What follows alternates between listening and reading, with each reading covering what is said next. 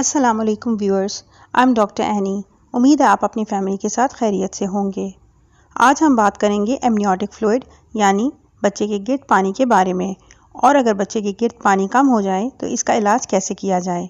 तो चले वीडियो को शुरू करते हैं। बच्चा जिस थैली में मौजूद होता है इसके इर्द गिर्द पानी होता है जो इसकी ग्रोथ और मूवमेंट में बहुत मदद करता है। इसको एमनियोटिक फ्लूइड कहते हैं। अगर बच्चे के गिर्द पानी 24 हफ्ते से पहले कम हो गया है तो इसकी मुख्तलिफ वजूहात हो सकती हैं।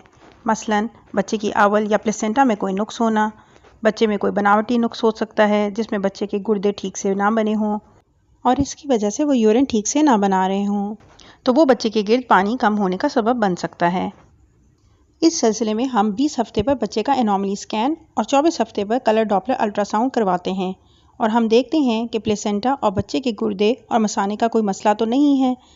अगर इनका कोई बनावटी मसला नहीं है लेकिन बच्चे के गिर्द पानी कम है तो फिर हम पेशेंट को कुछ ड्रिप्स और इंजेक्शंस देते हैं जिससे जो बच्चे की तरफ खून पहुंच रहा है वो पतला हो जाता है।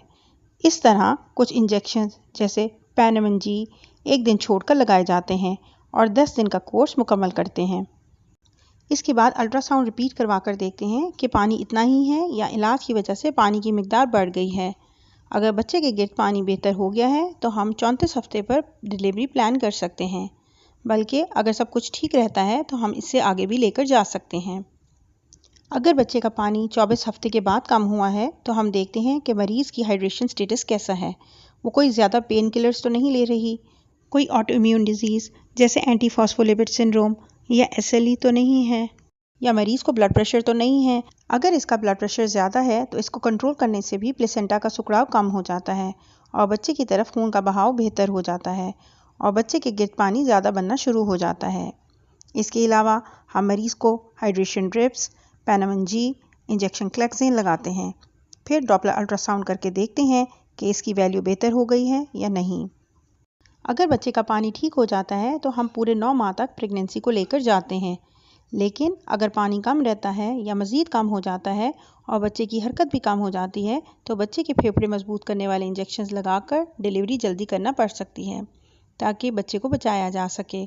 और जल्दी डिलीवरी की सूरत में बच्चे को नर्सरी में रखने की ज़रूरत भी पेश आ सकती है, लेकिन टाइमली डिलीवरी करवाने से बेबी का आउटकम बेहतर हो जाता है। उम्मीद है आपको आज की वीडियो पसंद आई होगी। इस सिलसिले में आपके जहन में कोई सवाल हो तो कमेंट सेक्शन में आप पूछ सकती हैं। दुआओं में याद रखिएगा। शुक्रिया। अल्लाह हाफ़िज़।